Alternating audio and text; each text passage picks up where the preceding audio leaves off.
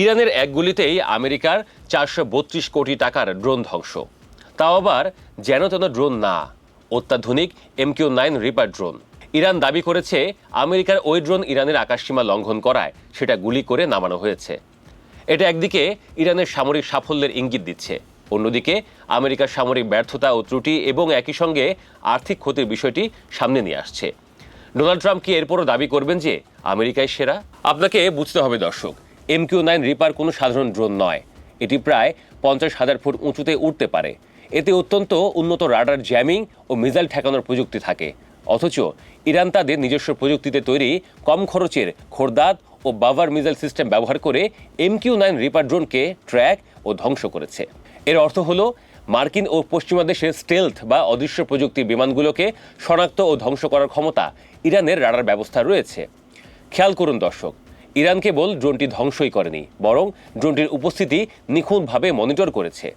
এমনকি এর আগে 2011 সালে আমেরিকার অত্যন্ত গোপন RQ-170 সেন্টিনেল ড্রোনটিকে ইরান কোনো ক্ষতি না করেই সাইবার হ্যাকিংয়ের মাধ্যমে নিজেদের মাটিতে অক্ষতভাবে নামাতে বাধ্য করেছিল। অর্থাৎ প্রতিপক্ষের GPS ও গাইডেন্স সিস্টেম জ্যাম করার মতো শক্তিশালী ইলেকট্রনিক যুদ্ধ সক্ষমতা ইরানের আছে। এবার MQ-9 রিপার ড্রোন ধ্বংসের ঘটনায় ইরান আবারও দেখিয়ে দিল তার আকাশ প্রতিরক্ষা ব্যবস্থা মার্কিন সক্ষমতাকে চ্যালেঞ্জ জানাতে সক্ষম। বিশ্লেষকদের মতে এই ঘটনার ফলে মনস্তাত্ত্বিকভাবে ইরান এগিয়ে থাকলো এবং মার্কিন শক্তিকে চাপে ফেলে দিল। ইরানের এই সাফল্য ও সামর্থ্য শুধু আমেরিকা না, ইসরায়েল এবং মধ্যপ্রাচ্যে আমেরিকার দোসরদের জন্য কড়া বার্তা। MQ-9 রিপারের মতো ড্রোনকে গুলি করে নামানো সত্যি সাফল্যের ব্যাপার। কেননা সামরিক বিশ্লেষকদের মতে MQ-9 রিপার বিশ্বের অন্যতম সেরা ড্রোন। নজরদারি, গোয়েন্দা তথ্য সংগ্রহ এবং নিখুঁত হামলায় MQ-9 রিপার অনন্য। এ নিয়ে কতগুলো ড্রোন যে আমেরিকা হারালো ইরানের কাছে তার কোনো হিসাব নেই।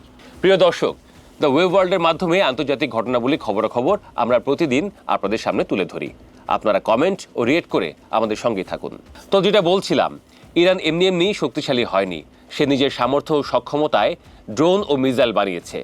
আরেকদিকে দেখতে হবে ইরানের ওপর বারবার নিষেধাজ্ঞা তাকে আরও জেদি বানিয়েছে। বাইরে থেকে কিছু আনতে পারেনি সে, ফলে নিজে তৈরি করার সক্ষমতা আরও বেড়েছে তার, এবং সেটা সে করেও দেখিয়েছে।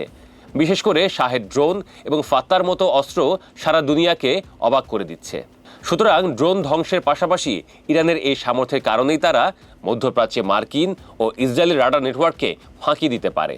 ইরান এটাও বারবার প্রমাণ করছে যে সামরিকভাবে বিশ্বের সবচেয়ে শক্তিশালী দেশ আমেরিকাকেও নাকানি চুবানি খাওয়ানো সম্ভব। এতে করে মধ্যপ্রাচ্যে যারা ইরানের আশীর্বাদে চলে, অর্থাৎ লেবাননের প্রতিরোধ গোষ্ঠী, ইয়েমেনের বিদ্রোহী গোষ্ঠী, তারাও মানসিকভাবে আরও সবল হবে। কূটনৈতিক বিশ্লেষকদের মতে শক্তির ভারসাম্য রক্ষা ও স্বার্থ উদ্ধারের ক্ষেত্রে ইরানকে আরও সন্ধি চলতে বাধ্য হবে বাকিরা। সেটা হোক ইরানের সামরিক সামর্থ্য নিয়ে অথবা জ্বালানি নিয়ে, বিশেষ করে হরমুজ প্রণালী নিয়ে। দর্শক, ইরানের গুলিতে ধ্বংস হওয়া আমেরিকার MQ-9 রিপার ড্রোন আমেরিকা বিমান বাহিনী এককভাবে তো কেনেই, এছাড়াও গ্রাউন্ড কন্ট্রোল স্টেশন ও স্যাটেলাইট লিঙ্কের পুরো সেট সহ ব্যাচ আকারে কেনে।